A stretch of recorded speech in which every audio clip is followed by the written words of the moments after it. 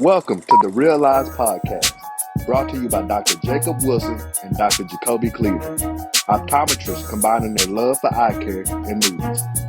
We pick a movie, watch it, and review it while incorporating elements of optometry as it relates to clinical cases we've encountered in practice, current trends, and recent developments across the optometric industry. Seen any good movies lately? We have. So sit back, grab a bucket of popcorn and your glasses, and let's have some fun. Hey, welcome to another episode of the Realize Podcast. I'm one of your co-hosts, Dr. Jacobi Cleaver, joined by my co-host, friend, and colleague, Dr. Jacob Wilson. And you may notice a third person on the screen with us this evening. This is my friend and homie, Dr. Morgan Jones. I found out that she's a horror movie enthusiast, so we had to invite her on the show for this episode. Dr. Jones, care to give the audience a few fun facts about yourself, like where you're practicing, what are you doing your day-to-day, that kind of stuff. Sure. Thank you guys so much for having me on. My name is Morgan Jones. I'm an optometrist here in Houston. My primary focus is optometric disease and primary optometry, which is what I did my residency in back in 2022 at the Albuquerque Indian Clinic. I went to the University of Houston for my optometry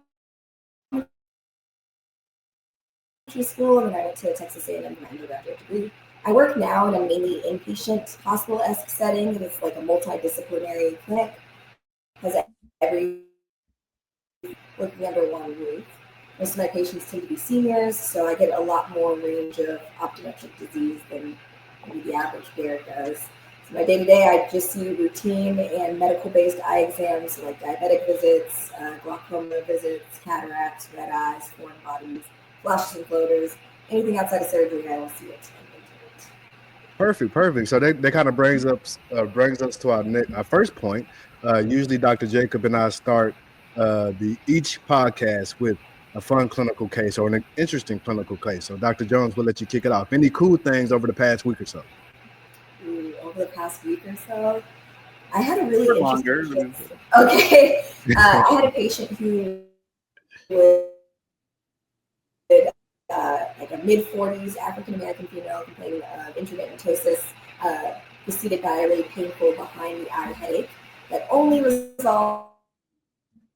So we diagnosed her with Kaposi syndrome. So that one was really cool. She had like a third nerve and like a partial fourth nerve palsy with her presentation with the ptosis. Gotcha. Dr. Jacob, Dr. Wilson, what about yourself? Any cool cases over the last week or so? Yeah. But mine's going to kind of lead us into the movie we're going to talk about. So did you have any, Jacobi, you wanted to share? I did, man. For the and I want to save it for a future episode. I think it will come up. But I did have a patient, mid-40s, a Mexican male, who had diagnosed with HIV about 10 years ago.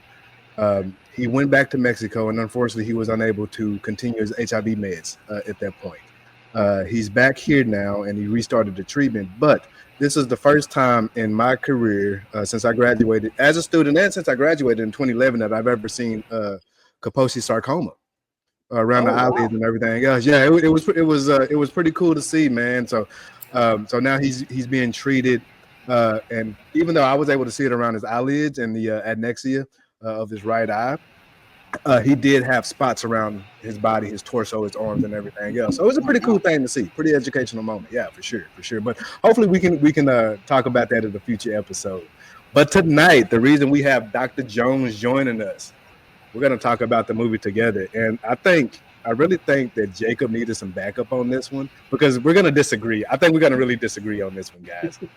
We're going to really disagree on this. So Jacob, man, my man, I'll let you kick us off. Well, he thinks we're going to disagree, but I think when I highlight some of the things that I caught, I don't know. We'll see. I have a couple cases I'll talk about from this past week too, but they're kind of related.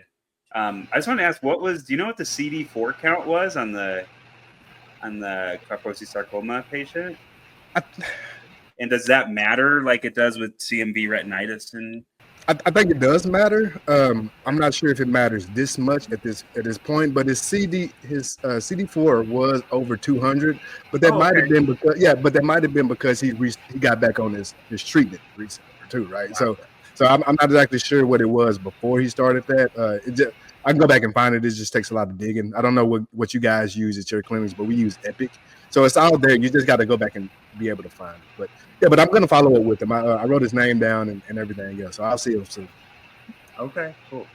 And then Morgan, you cut out just a little bit. Was yours an ischemic third nerve palsy? Was it from diabetes? It was just Tolosa Hunt.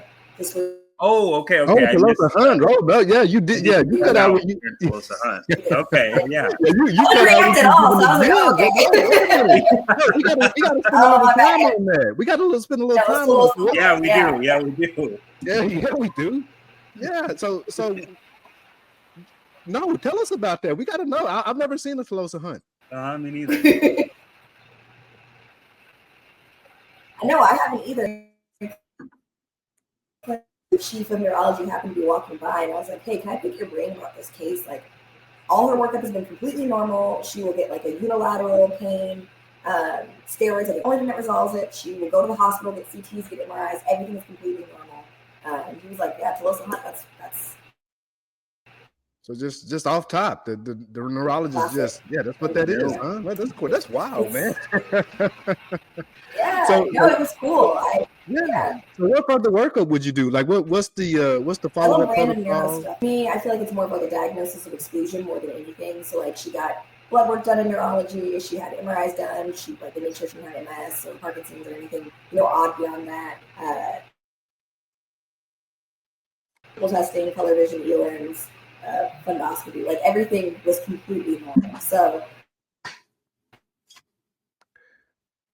that's when and visual field was normal too. So that's when you're like completely comfortable saying, okay, I can run everything else that shouldn't have been scary and go with that. So yeah, it's cool. I get a lot of like really interesting cases as Dr. Cleaver sees. Sometimes I'll post in my Instagram stories, just like some wild stuff going on.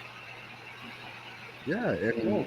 No, that is pretty cool. And as much as I'm not the biggest fan of the phrasing, but optometry is a primary care type service. So we'll see a lot of things. Maybe initially, maybe patients present as a presenting finding, and then we can get to do the fact findings like Dr. Jones did with this case here. But without further ado, man, Jacob, let's disagree, man. Let's get into the movie.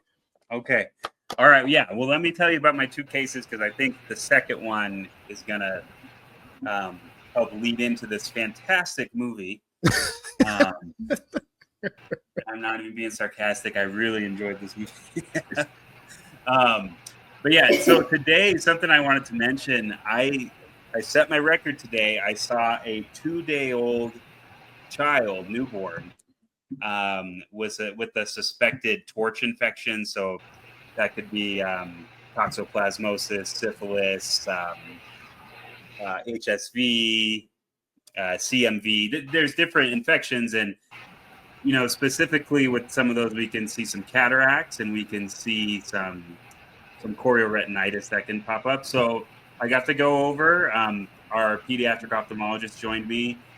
We got to examine a 2-day-old baby, and I'd never been able to do that before.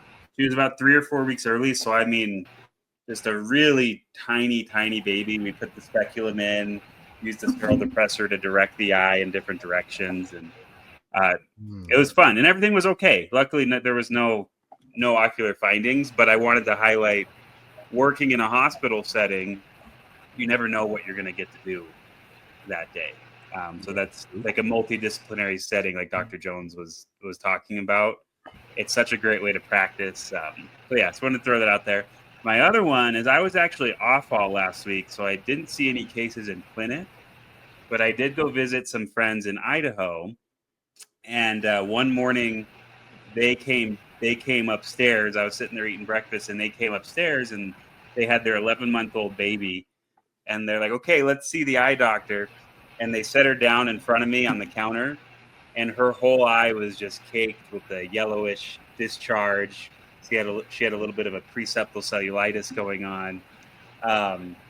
So yeah, anyways, we kind of chatted. I talked about kind of the options of what to do. Luckily, they knew a couple doctors in the area and were able to get her, because I'm not licensed in Idaho, but they're able to get her treatment But I was talking to Jenny, my wife, and she was like, how do you think she got that infection? How do you think she got that infection in her eye? And I told her, well, kids are just kind of gross. So it could be, it could be. I was going to say, gross, man. Yeah. So, I mean, right, you could have touched anything, and yeah. But when you see those types of eye infections in adults, it's not always so cut and dry that it's something gross. A lot of times it could actually be an STD or a venereal disease or something like that. And we're gonna hopefully tastefully talk a little bit about some of those today. Tastefully talk about STDs. Okay, we'll try, man. We're professionals. Yeah. Part of life. Yeah. One would argue life is the most deadly STD of them all. So. There we go. Morgan dropping gems early on. Perfect. But yeah, and this movie isn't necessarily about STDs, or really there's not even a ton of eye content, but there is one scene we'll talk about at the end. But we're talking about Together tonight, starring Allison Brie and James Frank. Wait, is it James or Dave? Oh, crap. I always get it. I think he's James. Yeah, Dave is the brother, right? Yeah. Okay. And Allison Brie and James. Wait a minute. I didn't even know they was brothers. Are they brothers for real? Yeah, they're brothers. Yeah, they're brothers. Yeah, they're brothers. I think he was in 21 Jump Street, Dave. That's what that's the one I was. Okay, gotcha. He was like the rich kid drug dealer, I think. Oh yeah. Those movies was pretty good too. Maybe we can talk about those at some point. Well, and you could, if you look at them side by side, you can tell they're siblings. But I know Dave. You don't see him in too much anymore. I think he got in some trouble. But James is pretty funny. And Allison Brie, did you know that they're married? Yeah, they're married for like a decade or something, or they're together for a while. Yeah, for a long time. I think since like the early 2010s. I've been watching some interviews with them. They're a pretty cool couple. But anyways, they did this whole movie together. Starred in it. I think they helped direct it and everything. Created this. That's one of the things I think is so cool. They got to come together as a couple and create this art. But anyways, the movie opens up and they're at like a goodbye party. Well, no, the movie opens up first, with a scary scene out in the woods. The dogs. Mm-hmm. Yeah, with the dogs. And I was going to bring this up. You guys ever seen The Thing from 1982? Never seen it. Oh no. I know. It's if kind of I like, did, I don't remember it. It's kind of like it's a really famous horror movie. I mean, now it's pretty old, but anyways, the opening scene of The Thing. There's a dog that comes in, and then some pretty nasty stuff ends up happening to the dog. And that's what this opening scene reminded me of. They're looking for some people out in the woods. There's a whole search party out in the woods, and they send these two dogs off to look for them, and they find this like cave or hole in the ground, whatever it is, and the dogs do. And the dogs drink water from, it's very obviously some kind of evil fountain that you shouldn't be drinking water from. But the dogs don't know. But they end up drinking the water. What ends up happening later is we don't know exactly what's happening, but the dogs are like obsessed with each other, looking at each other, and then they end up somehow like nastily morphing together later that night. And it's pretty intense. I won't say it's really scary, but it's pretty gross. Yeah. And that's kind of how the movie starts off right there. Did I miss anything in that opening scene there? No, that's it. The crews were searching for a couple, and I want to say that their name were Carrie and Shannon. So they were looking for a couple that was out hiking. Because I was a little confused at first. I was thinking that they was looking for the dogs. Well, also, how did the dogs get in there? Yeah. And how did they get out? Evidenced by later scenes. I feel like there's a lot of laxity about how people get in and out of the magic water hole. You know what? I didn't even think about that. The dogs did get. Yeah, right, and they were trapped in there all night, but the dogs just went in and out easily. Right, no problem. No ladder. Just gotcha. Yo, I didn't even think about that. But no, it was a pretty intense scene. I guess the one of the men, the owner of the dogs, goes and finds the dogs, and then the camera cuts and they show this just gruesome like mutation of the two dogs becoming one. It was just wild. It was just wild. Together. I I didn't say it was a perfect movie. We might find some plot holes, but that's okay. That's all right. Maybe the dogs we don't know what happened. Anyway, so we go to we get to the main characters of the movie. And so it's Allison Brie and James Franco. And they're having a goodbye party because Allison Brie's character is leaving to be a teacher. Seems like it must be somewhere in like Central California somewhere because it's within driving distance of LA. Right. But it's like kind of out in the woods. And then James Franco's going to go with her. And they're saying goodbye to all their friends and everything. And they did such a good job of playing a couple that just does not really like each other anymore. It was so funny. Well, at least he does, because she's like, "Oh, how cute! We're wearing the same jacket." And then, like the next scene, he's changing jackets, so he's not matching her anymore. Yeah.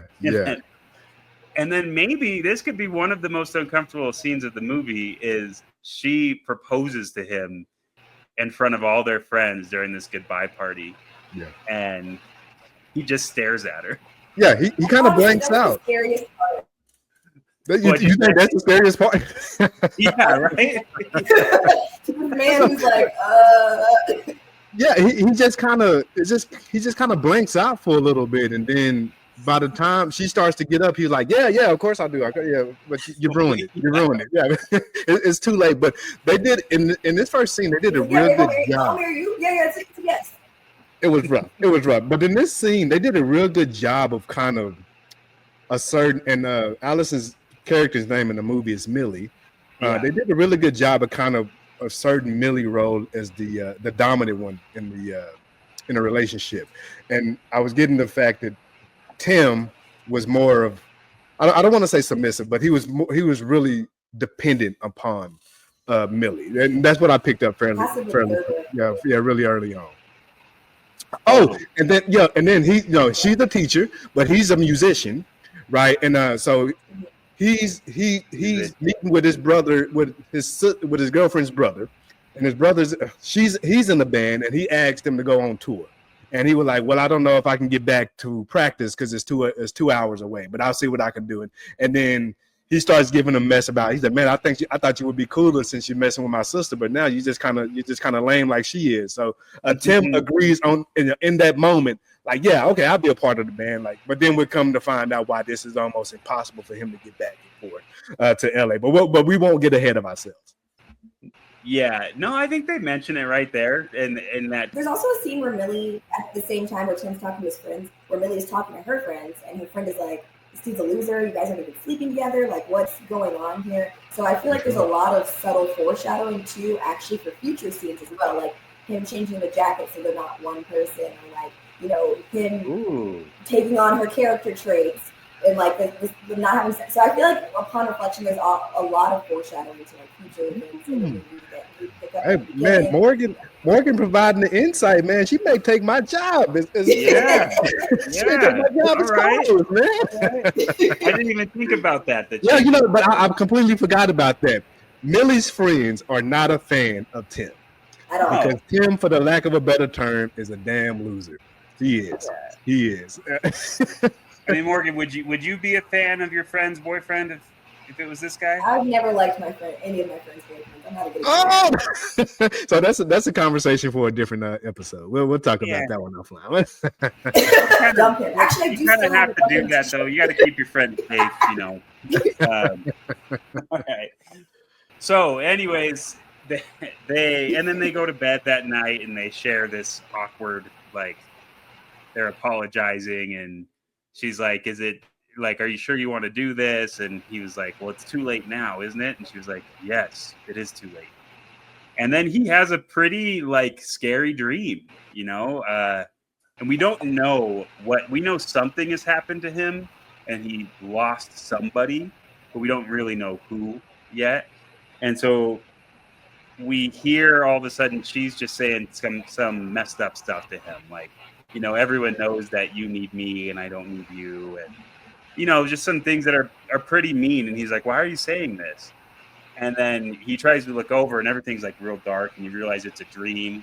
And then he looks to the front of the front or the foot of the bed, and there's another bed at the foot of his bed, and he sees an old lady just like with this like twisted, nasty face sitting there.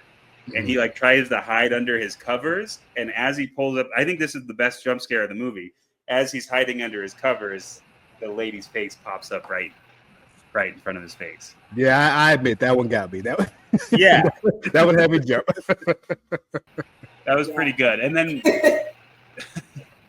we go right from that to wherever they are, to the small town. It's all sunny and happy in the small town that they're in. But you know, right there, like, okay, this is a horror movie, I guess, but it has like a different. It doesn't have a total horror movie vibe to it, but that was pretty scary. That jump scare was up there with, with some pretty scary movies, I'd say. And then they get there, and they seem kind of happy, or like they're at least tolerating each other a little bit. She gets her job at the school. He's kind of trying to figure out how he's going to get back and forth to see his, to get in this band and everything. There's still this, like, he won't sleep with her, and it's upsetting her, and all of that's going on. But they do decide to go on a hike together. Before we get to the hike, did I miss anything there? No. That you think is important? Okay.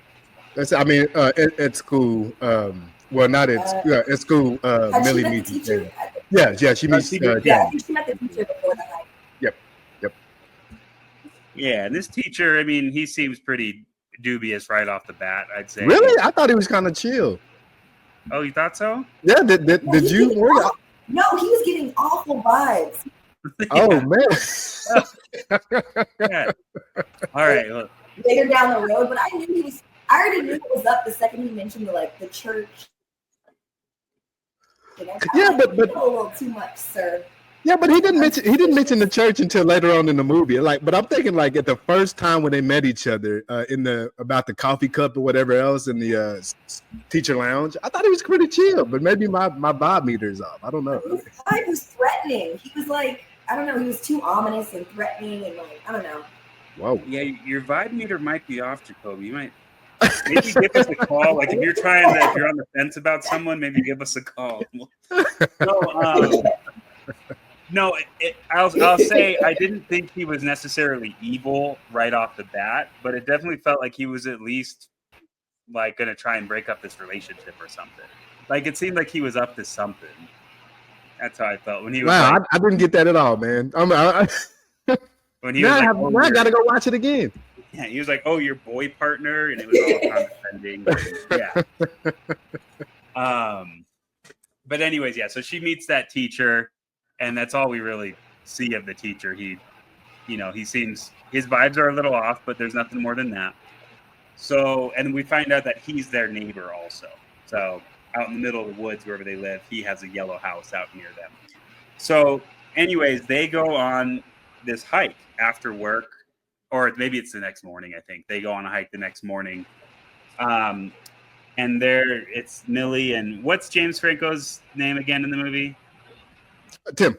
Okay, Tim. Yeah, I'm terrible at remembering names, but they go on a hike and they're total city people. They have no idea, where they're going.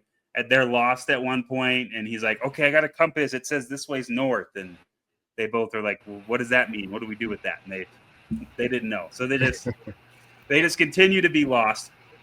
And then as they're walking, they accidentally basically fall into this giant hole in the ground. Right. Which is kind of brings up what we were talking about later, is how these dogs got in, because it's the same hole that the dogs were in apparently. And apparently the dogs are able to just walk in and out somehow easily. But they fall down. Allison gets hurt going in, and then the dogs, they don't whimper or anything. They're totally fine. Nothing. Maybe there's another way in. Because the hole that Tim fell in was covered by brown marsh and sticks and leaves and everything else. Yes. That's probably got to be the answer, that there's another way in that the dogs are able to sniff out. And I guess it's believable because Millie and Tim they don't seem like the brightest outdoorsy people.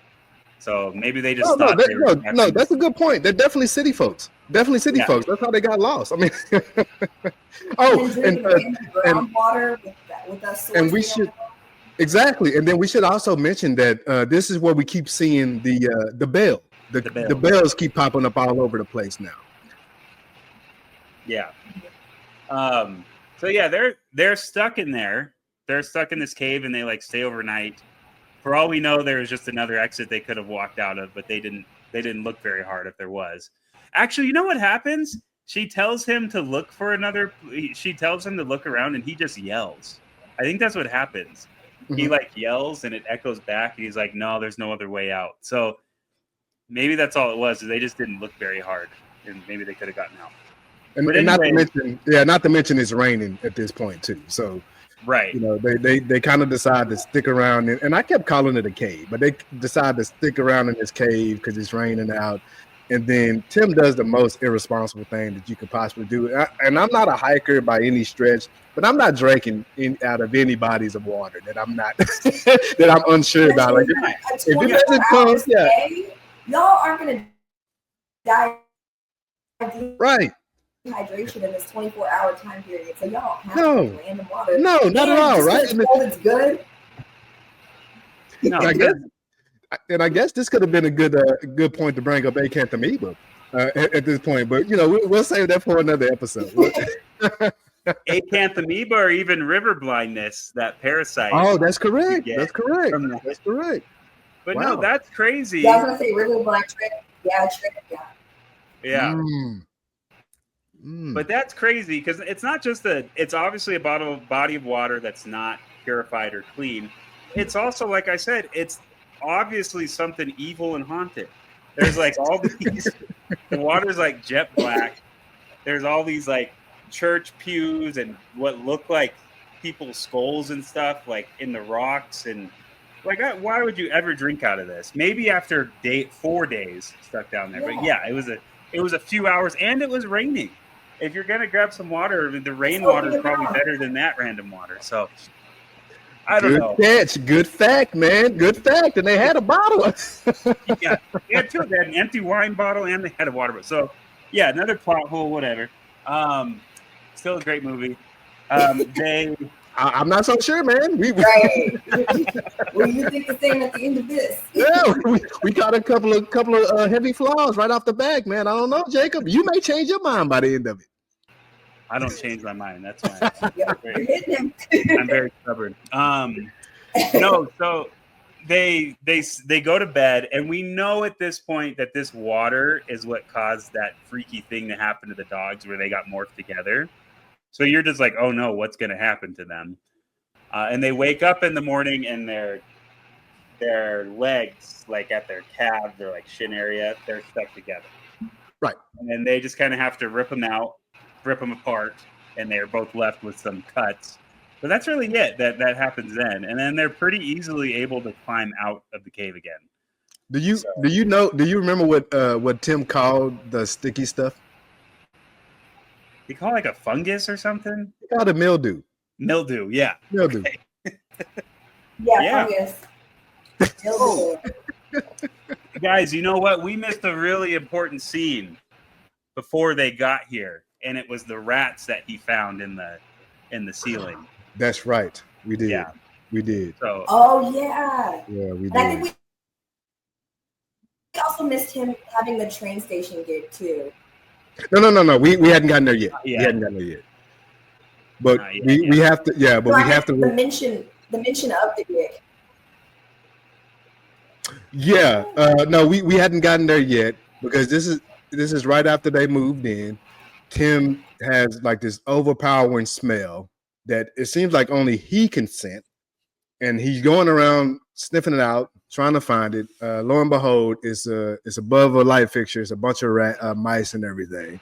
So no, this actually is a very important scene because then we gain some pretty big clarity as to why Tim is Tim.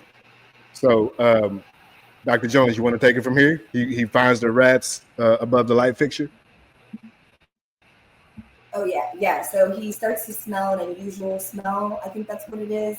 And he's like sniffing all throughout the house, trying to figure out where it's coming from. and he like sees the light fixture, and for some reason, again, with these people putting their hands and mouth on random places and things they should not, he just sticks his bare raw hand up in there, grabs it, and then it's like a rat king. You know that when like a bunch of rats' tails get tied together, like a little rat king comes out of that. He like absolutely flips out, and I think he throws up at some point, perhaps. I'm not sure. Yeah, and like all of the rats are dead except for one. He was kind of on his last, taking his last breath or whatever else. So then they fast forward. We get to the scene where they're sitting at the table, and this is when Tim confides in Millie about how he was able to find. Because she said, "How did you even know that was there?" And then he goes and gives the backstory about how he's able to find that. So evidently, when he was a kid, he gives the backstory though, real quick. He gives it in the cave, right? It's when they're down in the cave. I want to say that. No, it was before. It was before they got to the cave. I think it was when they were sitting there. Yeah, I think he gives the backstory in the cave after when they're drinking wine, and she's like, and they're sitting around their campfire that they made. Yeah. Okay. Again, y'all can make a campfire, and you know at this point it's no longer raining. But falling out of that, it's just. It's a stressful situation, guys. You don't know. Yeah. You don't know until you've been there. Don't judge them.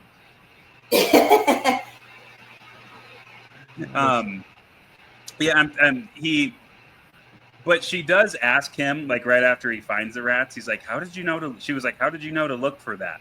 And then later when they're down in the cave, he tells the story of, because they're kind of talking about their relationship issues, and he's talking about what's been wrong with them. And he tells a story about how when he was a little kid, there was a dead rat in his room, but he didn't know it. His dad would come in every day and say, "What's that smell?" And then finally his dad found the dead rat. And I guess he figured out that because he had been sitting in his room the whole time, it's kind of like a frog getting put in warm water, cold water as it boils. He didn't smell the rat, basically. He just got used to that smell of death in his room, but no one else was used to it. Which I don't know if it works like that. I think you would probably smell a dead rat. Yeah, I would have figured a dead carcass would probably. Especially since it's such a sudden change. Maybe if the rat was like slowly dying in his room, maybe you would notice that. But I feel like rats go from alive to dead pretty quickly. So. Well, and if he was never leaving his room, me too. Like you would think as soon as he leaves his room and then comes back, you'd smell it. Come back from vacation and smell your house again. You're like, this is what it smells like. I miss this smell. But anyways, but also there's another part to that story beyond just the rat. So you're about to get into that, Jacob? I was, yeah. And basically, we find out that the woman that he saw in his dream, the old scary-looking lady, was his mom, or at least it was either his mom or his stepmom. But I think it was his mom. But basically, his dad died in bed. And when that happened, that basically broke his mom's brain. Like she had basically a break. I don't know if they mentioned a schizophrenic break later, but it's a type of break. And she just stayed in the house pretending he was alive for they don't know how long, days or weeks. And she, I guess, was completely immune to the smell of her husband's, rotting body right next to her in bed. So when he found his parents, his dad was weeks dead, in a terrible state of decomposition, and his mom was just sitting there looking crazy, sitting next to the dead corpse. So it was, I guess, a dead corpse is you don't have to. I'm repeating myself there. It's just a corpse, but yeah. But just sitting next to the corpse, and it was a traumatizing scene to see for him, and it had only been a few months since it happened, apparently. And that's why he's still the way he is. Basically. He walked in on seeing his dead dad and his basically dead mom because she's just gone completely crazy. And it sounds like she died. I don't know if it was from this or, taking her own life or something, but it sounds like she died pretty soon after that also. Yeah, because there was a scene right before the party started where he's looking at the picture of his mom. Yeah. And they make a comment as if she's no longer there. Yeah, I caught that. So I'm not sure exactly, but it sounds like she's passed away for sure. Right. But yeah, so that's kind of the backstory of why he is the way he is, and Yeah, apparently that's how he was able to smell the rats up in the room. Also, another thing about the rats is the rats look like they were melded together too. So I don't know if they somehow got into the water that the dogs got into. So actually, I know this from my Tumblr days. Apparently, when like a whole group of rats like get together or die together, their tails will come together in that formation. It's called a rat king. It was something that I've seen people with tattoos of it. Like it's like a phenomenon that happens in the rat community. Not that I'm a part of that. The rat community? I'm rat adjacent. Okay? I'm rat familiar. Yeah. Okay. That sounds like an interesting community. We'll have to talk about that. So it had nothing to do with the water then, or it sounds like No, I think it's all symbolic, right? Like who else is a dead, rotting corpse that is slowly sucking the life out of their partner without them noticing? Hint, hint, nudge, nudge, nod, nod. Yeah. You know, Yeah. it all has multiple layers to it. You learned that from Tumblr? Yeah. Okay. You did. Cool. Don't expose me. All right, cool. Okay, so yeah, I guess it makes sense. Some things are making sense here. So they get out of the cave, like I said, pretty easily. They just climb out of the cave. It really didn't seem like that big a deal. And then they get home pretty easily too. And then they kind of just go on with their lives as if they hadn't been trapped in a cave for a day. They go back to work and just get back to their lives. And then they get to a point, there's still more arguments happening a little bit here and there. And then they get to a point where the teacher drops by for dinner. Just kind of out of nowhere, drops by for dinner. And it's right away, I feel like if I were the boyfriend, I would feel like this guy's trying to make a move on my girl or something. And you can tell that James feels like that a little bit. The guy's very friendly with Millie, but not with Tim, right? Or he's like so with Tim. They're talking, they're chatting, but it turns out he knows about some cult, or I think he calls it more like a group, but like a cult pretty much up in the woods that was up there until the church just collapsed into the ground, and that was the end of the cult. As if that's just like a normal thing to have happen. But the cult. Yeah, and how he was like, after the church collapsed, they just kind of disbanded, lived their own lives, went their own way.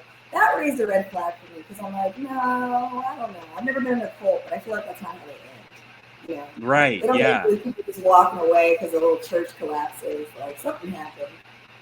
Right. Yeah. And how did the church collapse? Like what? Like I don't know. How do you know this? Yeah, that's true. He knew a lot, and I should have picked up on that earlier. And you see how he's like, no, it's not a cult. It's an organized way of thinking with my best buddies. Like, okay. Yeah.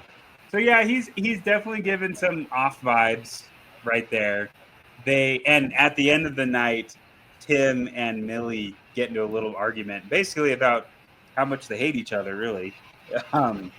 And the guy is just like kind of awkwardly leaves, and then they go to bed. They're still kind of arguing, Tim and Millie. They go to bed, and then in the middle of the night, Millie wakes up, and Tim's like laying on her hair. And I know this happened to anyone that's ever been in a relationship. You always roll over on your girlfriend's hair, and so it was like a normal thing that happened. She's like, "Hey, Tim, get off my hair," and she turns around, and it's dark, and she's like, Tim looks really weird, but you can't totally tell what's going on. And then she turns on the light, and Tim is just swallowing her hair. Like it's disgusting, right? And they're both screaming, and they're pulling the hair out of his mouth. And then it just cuts. They're all freaked out, and then it just cuts to the next morning. And it's kind of weird because they're kind of just acting like Tim's acting like nothing happened. He's just getting ready to go get on a train to go to LA. And she's like, "Are we really not going to talk about what happened last night? Like, you were eating my hair." And he was like, "I told, like, it was an accident, blah, blah, blah. I was unconscious, but I don't want to talk about it. And I'm just going to LA." So, yeah, she takes him to the train station. And things are not okay. They're very tense. And Tim is obviously not okay. Yeah. Anything you guys want to add up to that point? I think he might be missing because at some point she goes to the grocery store and he's like getting slammed all around in the shower because of the way her car is turning. And I don't Right. know. That's the next morning after they get back. Yeah, Okay. Yeah, she goes to the grocery store. He's in the shower, and then this is when we first see that he's really dependent. Like, this is the scene where he's really dependent on her. Like, they're kind of starting to become one.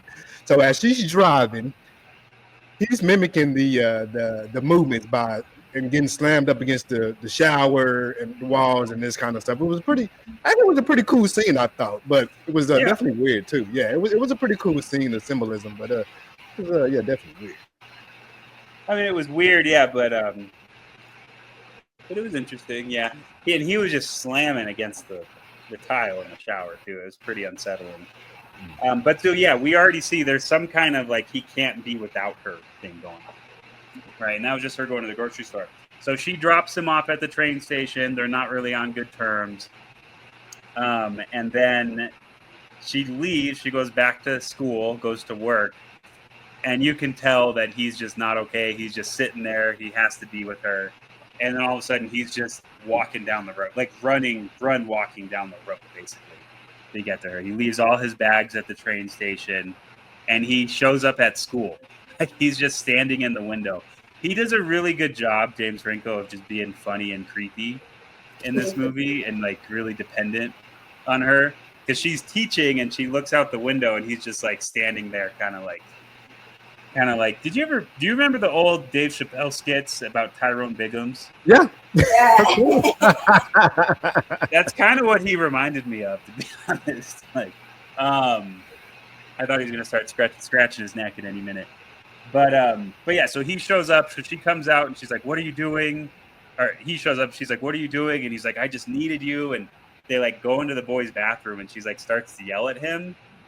And then basically he just comes onto her and they have sex. And the school boys' bathroom stall, they have sex in there.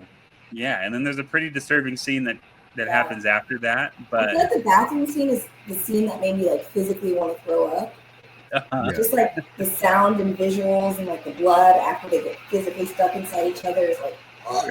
Yeah, it was pretty intense, man. It was vile.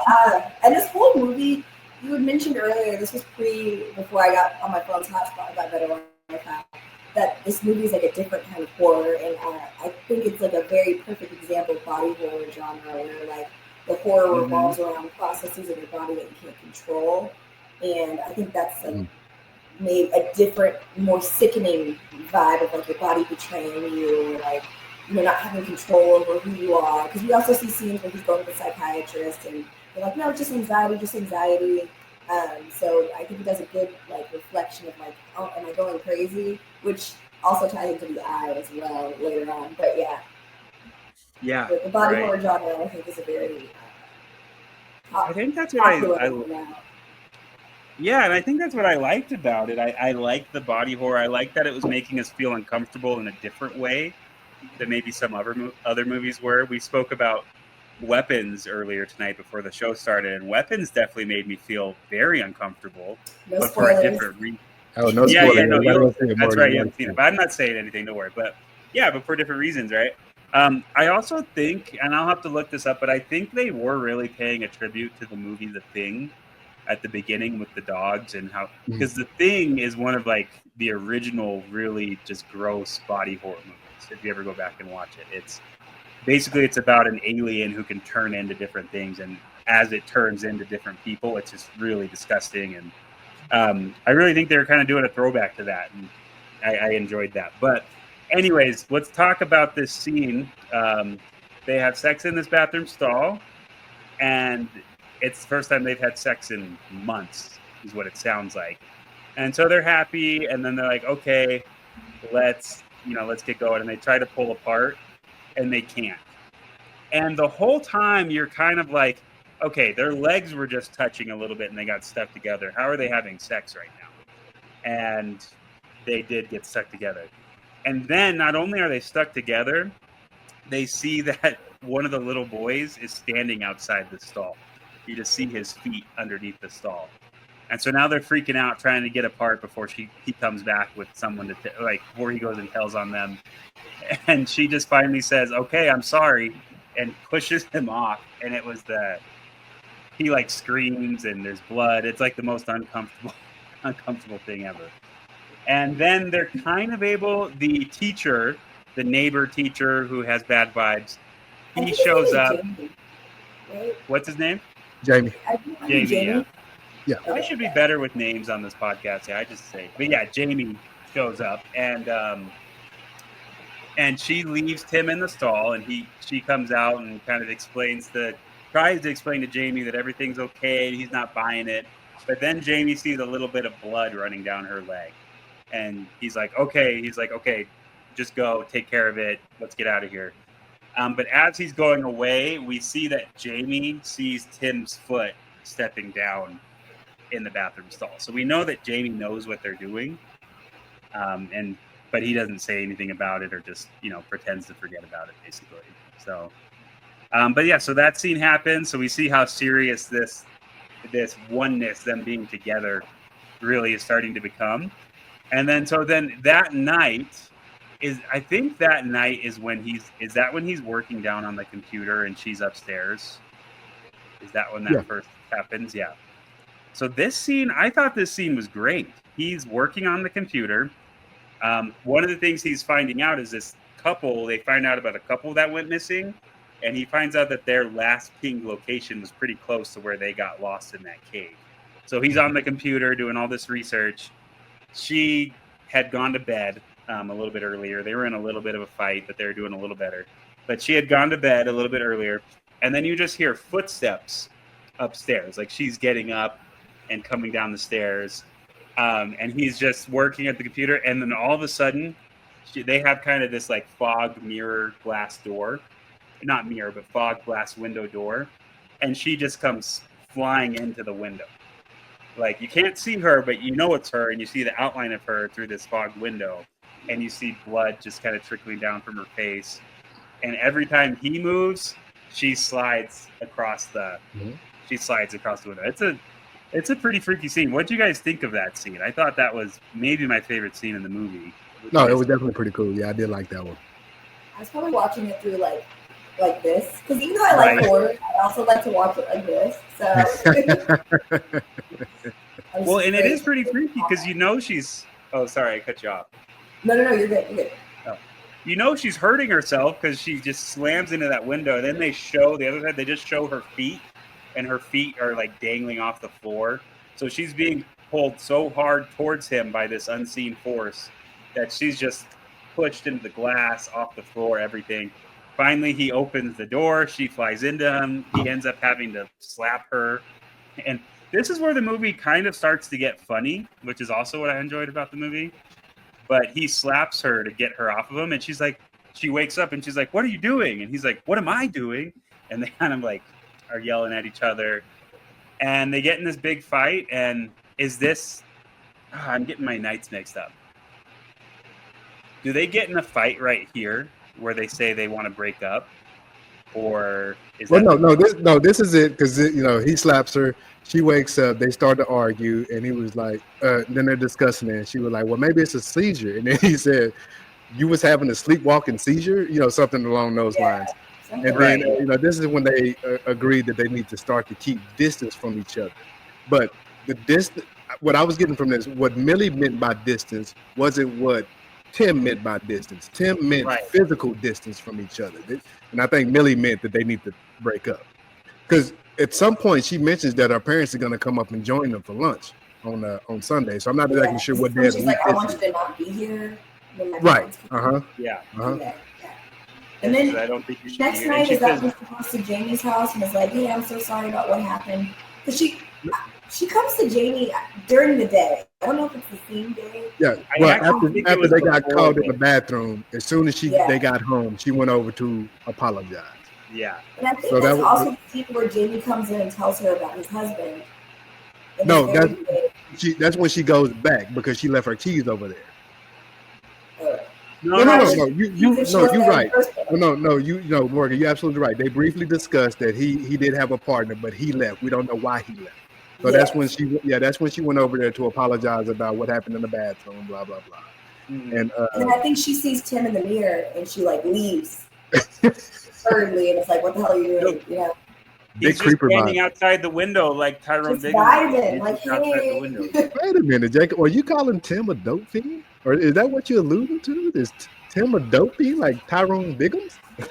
No. I'm just messing. No, just the mannerisms. But I don't know what he does. I don't know. But just the mannerisms, right? I don't know what he does.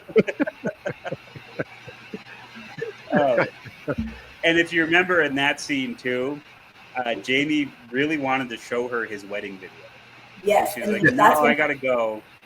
And if she would have just stayed, you see what happens when you besmirch people's hospitality?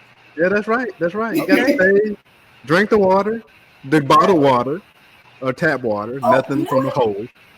You don't have to drink the water. Theory that said that Jamie gave her the water that was from the cave when he was pouring her water at the house. Wait a minute. Now let's talk about that. Because I think we only see Tim drink the water in the cave. I don't think Millie actually drinks the water, does she? I thought they both did. No, she has her own. I don't know, but now that you're saying that, I don't think she showed any attraction to him, like needing to be with him until after that. Wow, you might be right. Shout out to Reddit. Wait. There we go. Gold star for Morgan. Yeah, I can't wait to tell Ash that when we finish up. So, God, cool. See, guys, it's a good movie. And so, I think it's interesting. Even if you don't see the wedding video of Jamie and his husband, you do see a picture of Jamie and his husband, I think, at some point. And this went over my head, but everyone that I was talking to was like, I couldn't figure out which one was Jamie and which one was his husband in the picture. To me, I felt like the shorter one just kind of looked like it might have been Jamie. And then you notice his wedding ring was stacked. But in my mind, I thought maybe he drove his husband away because he made this vague statement about how his husband was like I don't know, something about him overbearing or like needed him a lot and like they needed to say, I don't know. He was being really, really vague about the fate of his husband. So we were thinking, oh, his husband died, perhaps. But Millie wasn't asking that question, so Right.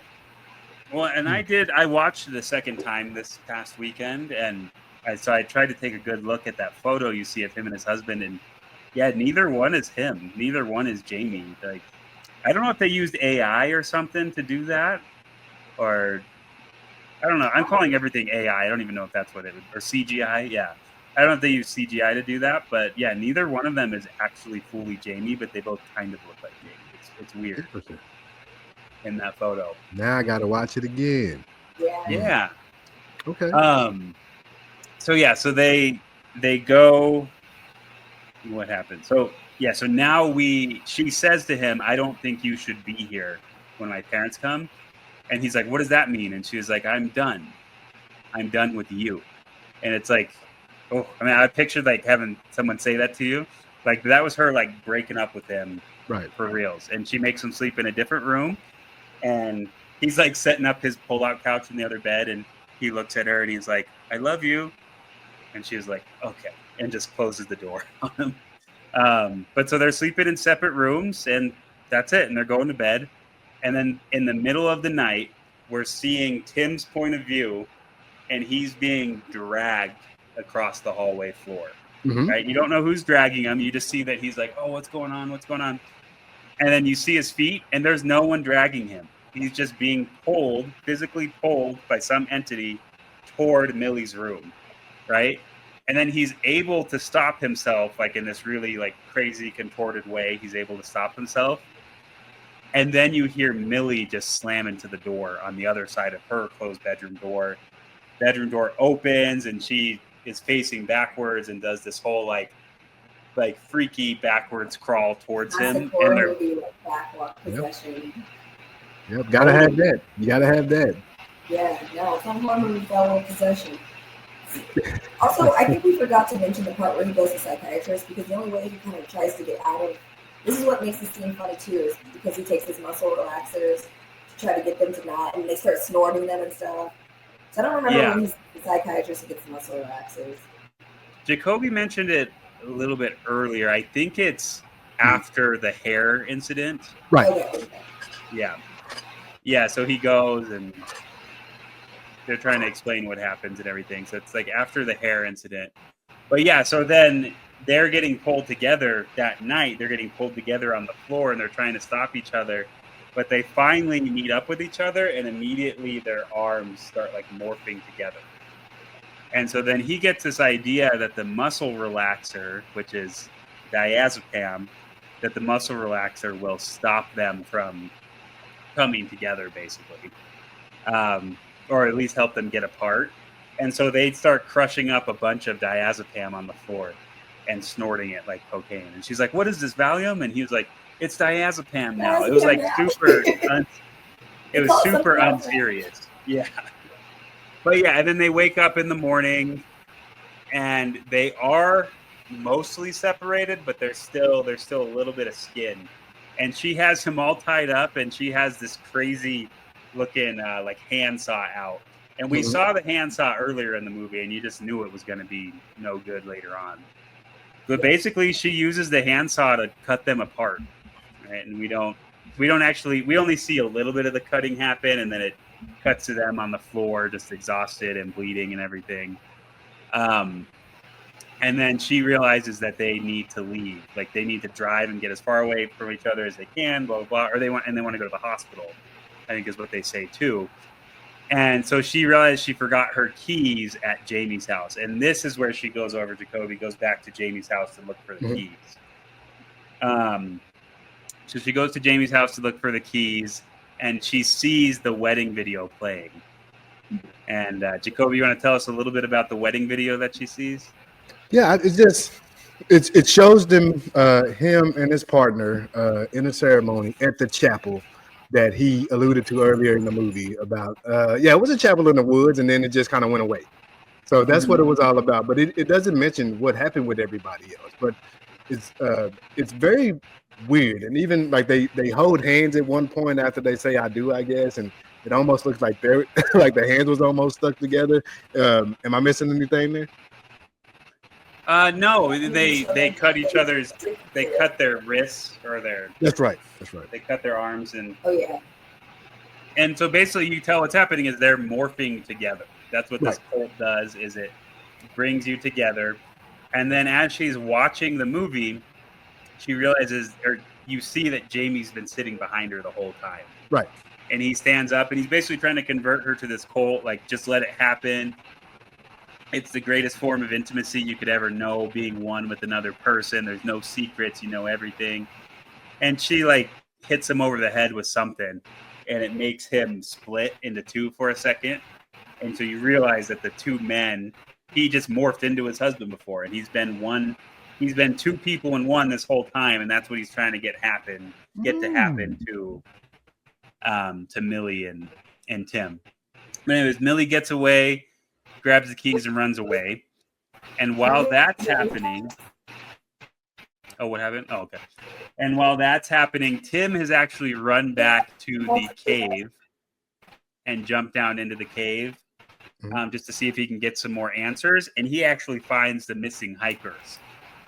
And apparently the missing hikers didn't accept being put together or morphed together because they're just in this like painful, horrific, like kind of middle of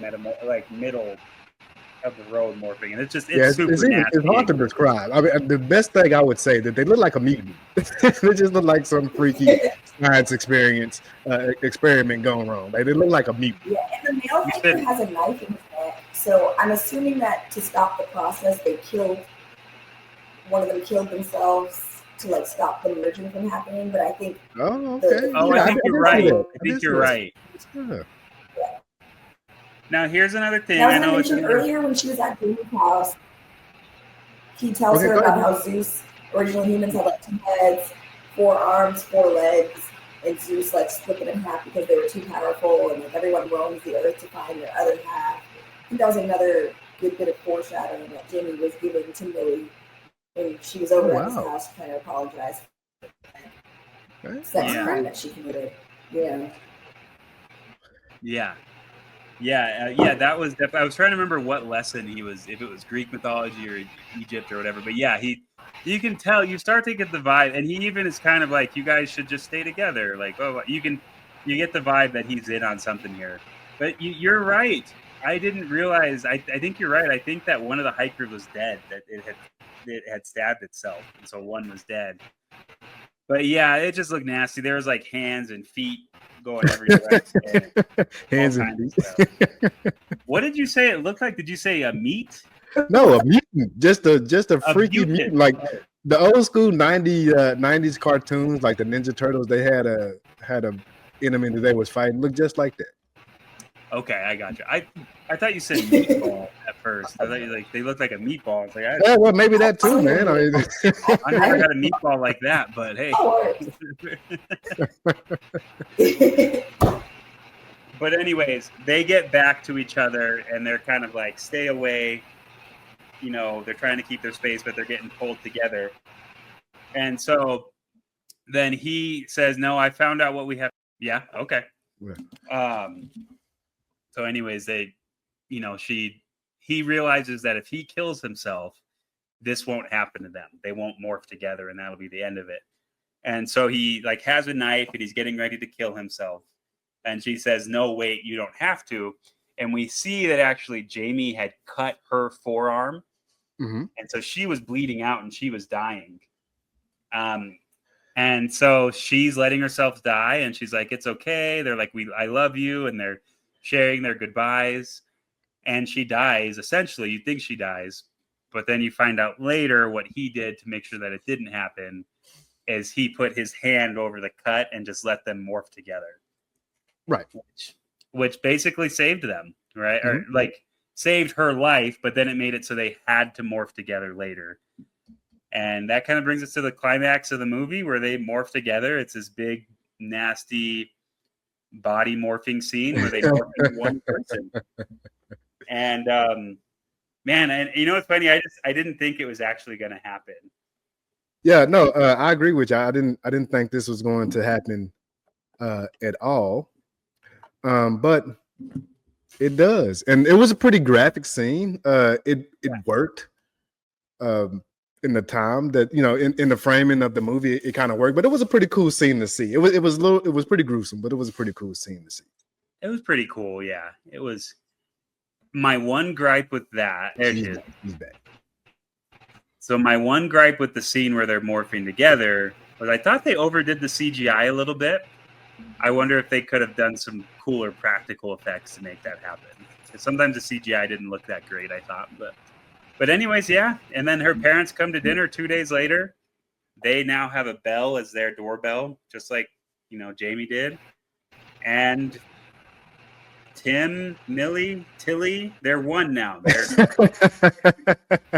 Tilly one. The parents show up the next day, ring the bell, and Tilly, Millie, and Tim, Tilly open the door and they greet the parents, and that's how the movie ends. I don't know. I don't really like the ending. I did, yeah. I thought the ending of the movie knew exactly what ended up happening to them. Well, that's true. I mean, it was different. It was different. We normally rate the movies out of 10 eyes, 10 being the best. I would probably give it about a 6.5. Wow. Jacob, what would you give it? So here's the thing, and I'm going to preface what I'm going to say. The originality, the creativity of this movie was great. So we talked about some plot holes. They probably could have done a little bit better job of that. But imagine just making a movie like this with your partner, how hard that would be. I don't know. I was thinking how I wouldn't be able to take it seriously if I was trying to act with my wife and do something like this. It was so creative. It was genuinely, there was some scary parts, but there was also some genuinely funny parts. So all this to say, I'm going to give it an 8.5. Okay. Pretty high, but I did enjoy the movie a lot. So that is pretty high. It is pretty high. Okay, Morgan, out of 10 eyes, what would you give it? I give it about a 6 or 7 out of 10 eyes for sure. It was a creative concept, though I was doing a little bit of research, and apparently there was some controversy because there was an indie filmmaker who had made a similar concept called Better Half, and he had pitched the script and got rejected. But caveat, I cannot find any information about this other movie besides like other people writing about it. So I think it just premiered at a film festival. I'm not really sure if it like the public got to see, but Better Half is the name of the. And apparently they even song. They're doing and apparently the song that is playing is not on the album, like actually on the album shown. Like that's another mistake that is made between both films, and that's what people use as evidence that they stole. But I really want to watch the Better Half movie. Okay, cool. Now it wasn't. Maybe they stole this idea, so maybe my originality idea loses some credence there, huh? Okay. Well, I'm just going to be stubborn and leave it 8.5 for now. All right, so there wasn't. Oh, and we did mention that as they was morphing the corneast touch, each of their corneast touch. So that kind of brings us to our eye care moment or our optometry moment. Jacob, I'll let you lead the way. Yeah. So basically, in the movie, first their eyelashes kind of hook together like that. And I actually remember being younger, people used to do, are they called butterfly kisses? I don't know. Maybe this is just a weird thing that happened in my school, but people would do that where they'd like flick their eyelashes against each other. I've never heard that. Yeah. I grew up in a strange place called Mesa, Arizona, and so I don't know.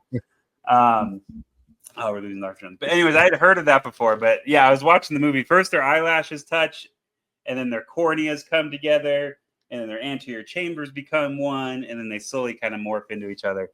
And the thought I had was, one, please don't do that. There should never be eye-to-eye contact in any situation. I can't think of any situation where that would be a good idea, right? But it made me think about what kind of eye infections can you get? And more commonly as adults, they're going to be more STD related. And there's a lot of STDs that can affect the eyes. We're not going to talk about them all tonight, but we're going to talk a little bit about chlamydia, which I think most people have heard of for sure. Right. But I don't think most people know you can get chlamydia or get manifestations of chlamydia in the eye. So right. You said you were reading up on it. I've had a couple cases. Sounds like you've had a few. You said you were reading up on it before, like CDC statistics about it. Yeah. The CDC does a pretty good job of keeping up with these stats and and everything else, right? So I think it's important as practitioners that we also are aware of the changes and the trends in these STDs, and we're not going to go through all of the STDs. And the CDC, well, not the CDC, but in our business, we tend to interchange sexually transmitted infections and sexually transmitted diseases, use them interchangeably, and that's not particularly correct. But I won't get into that tonight. But the CDC defines them as sexually transmitted infections.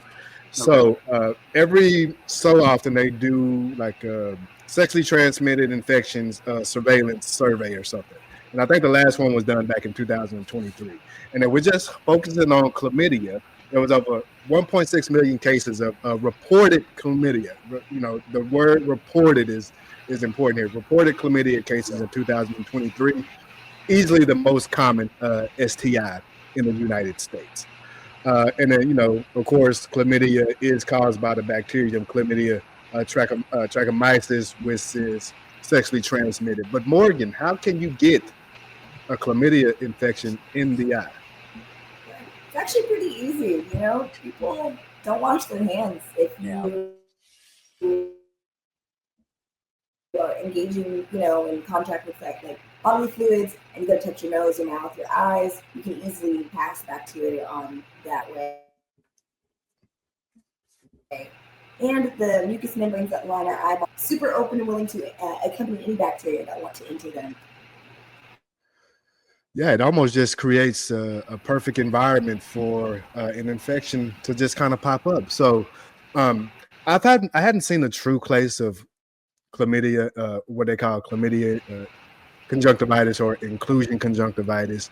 But I know Jacob has. Would you like to lead us in that? Oh yeah, I've had a couple, and I had a few during residency year. And what's funny is, and I don't want to misspeak it, but it was one guy came in, and then like within a week, like 2 or 3 girls came in, and and I live in a pretty small town, and so we were kind of like, and they're all about the same age, so we were kind of like putting the pieces together, putting the puzzle pieces together.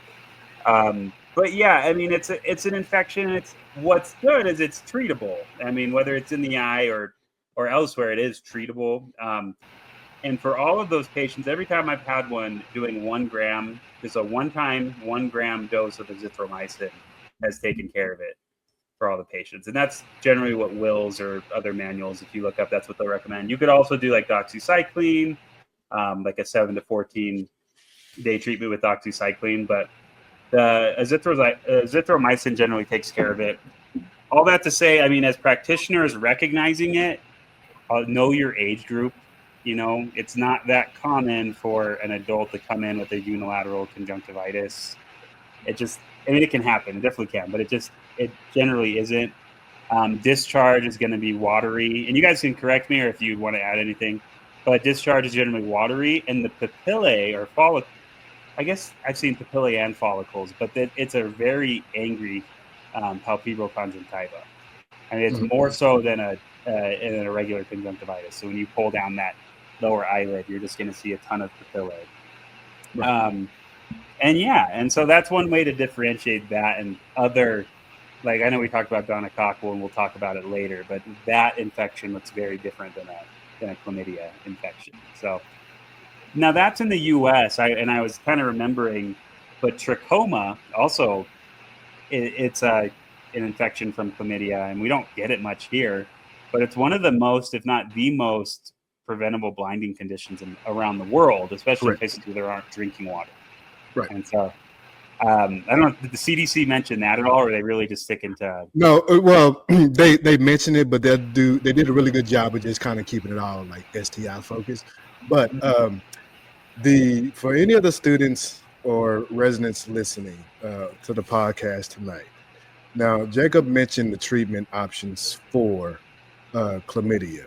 Every now and then, the CDC will update the treatment protocols.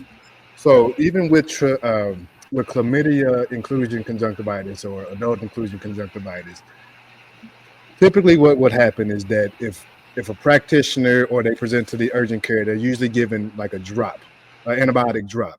That will make things good for a little bit, but the eye will always come back. So typically, at least in my experience, chlamydia conjunctivitis usually isn't the primary diagnosis. You're normally thinking about something else, especially if it's contact lens related or something else like that, right?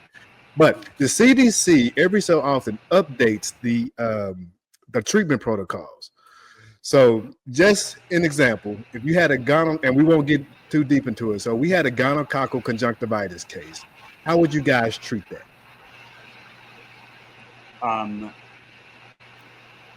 Dr. Jones, I don't know if it'll be similar for you, but in a hospital setting, the one I had, we sent him right over to our same-day clinic, and they gave him a injection of triamcinolone, or not, of ceftriaxone. Okay. Yeah. Would you agree with that, Dr. Jones?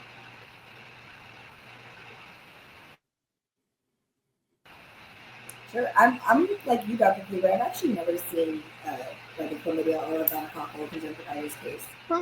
You will. Now. Some work in a rural small town, guys. Right, but the point I'm trying to make is, before this most recent treatment guideline came out, you would treat gonococcal conjunctivitis or gonorrhea infection, and then you would go ahead and treat as if the patient you would suspect that the patient has a co-infection of chlamydia. Yeah. So you would go ahead preemptively treat for that. That's no longer the case because it builds up resistance and everything else. It's built up resistance over the years. So now the treatment is just one injection or ceftriaxone intramuscularly, and then you can put, if it is a gonococcal conjunctivitis, you put a drop on top of that, clears up right away. Now, but you would test them all the same, because chlamydia and gonorrhea kind of run together. So they're kind of like running mates. If the test come, and then you'll get the test results fairly quickly. If the test results come back that it's positive for the chlamydia, then you can add the chlamydia treatment. There's no more, RX in both of them at the same time anymore. So for any of the residents or optometry students listening, whatever's in your manual, whatever reading book or reference that you're referring to is probably out of date. You have to go to the CDC and look at the most up-to-date treatment protocols. But Jacob, you mentioned that the guy came in, and then a couple of days later, a few of the ladies came in. What age group was that? Early 20s. That's the most prevalent age group. And then, do you know what the reporting standards are in your state? I'd honestly have to go look them up, but I know you have to report it, and then I think you have to notify the sexual partners. I don't remember how many past sexual partners. Right. Yeah, I know. In Texas, now I didn't report it because I'm not the one giving the injection, Right. But the patient's primary care doctor did report it. Right, and then that goes. We have to find the partners. We have to get them in. Depending on where you are in the states, it is legal for the primary care doctor to give the partner medication. If it's by pill form, you can give the partner the medication to take back and give to their partner. Okay. Yeah, it's like the Gonorrhea Surveillance Act or something like that. I have to go back and look it up. But I just want to bring that point home. So for anybody listening, these protocols do change from time to time. So being up to date and with the CDC and the treatment guidelines, like they bring out this massive report like every other year or so, which is pretty neat. And it just breaks down all the numbers and everything and testing. And I know we didn't get into the laboratory testing or any of that stuff this evening, but yeah, it's a pretty cool reference to go to. So Morgan, whenever you see that first nasty STI infection in your office, you'll know exactly what to do. Yeah. Well, and I was going to say to all the students and residents out there too, chlamydia and gonococcal. Oh, did I cut you off, Doctor? I mentioned that the chlamydial infection, AIC, will be a watery discharge, papillae, all that. A gonococcal infection will be the nastiest eye infection you've ever seen. And I'm not just saying that to be funny or that's just true. It'll be the most purulent discharge. It'll have a smell to it. The lady I saw, it was bilateral. Yeah. And Dr. Cleaver, you want to guess the age on the lady I saw that had that? Well, the guy I seen it in was 19, 20 or something like that. If you're making me guess, I want to say that she might have been a little bit older. Yeah, she was mid-50s. Okay, living a life, huh? She was 20/70 best corrected because of retinitis pigmentosa.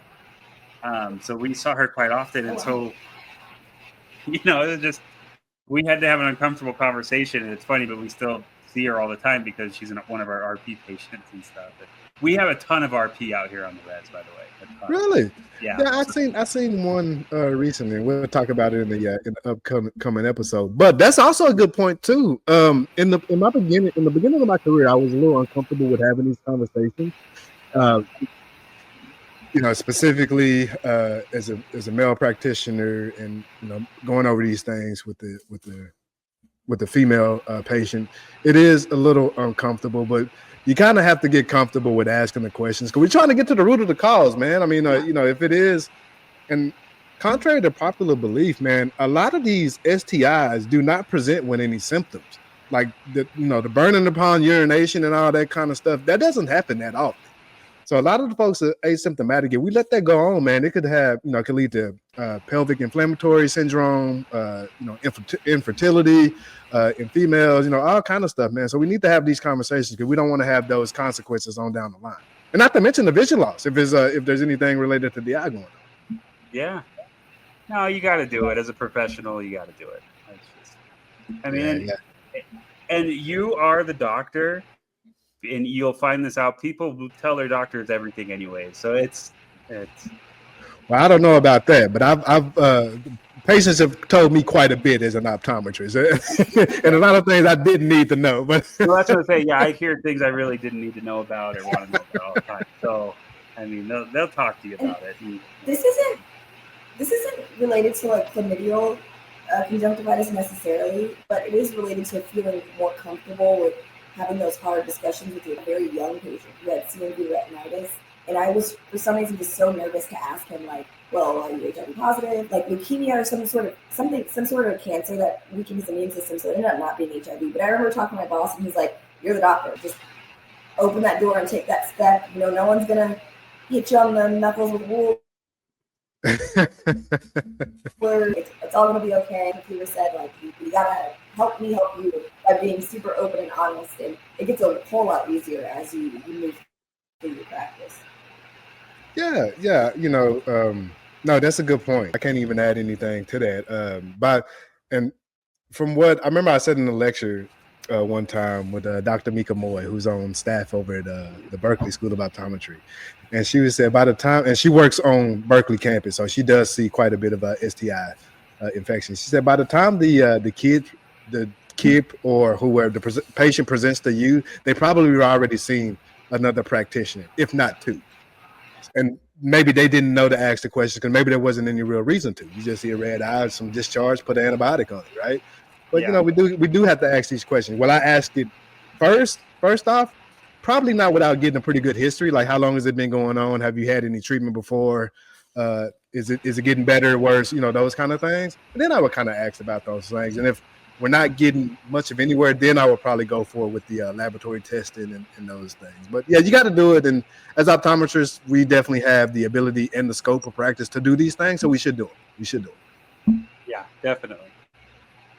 Patients appreciate it. So. Yeah, nobody wants to walk around with a nasty, gunky red eye and can't see anything. You know, so. Yeah, for sure.